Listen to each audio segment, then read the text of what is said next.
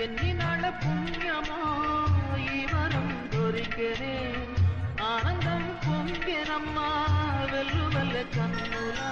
దేవి మహాదేవి ఏ సేవ చేయగలని పాదం నీ పాదం సర్వదోషాలు తొలగించునే చల్లని మల్లెలతో ఊయల కట్టామాత చల్లగా శయనించు లాలి జోలాలి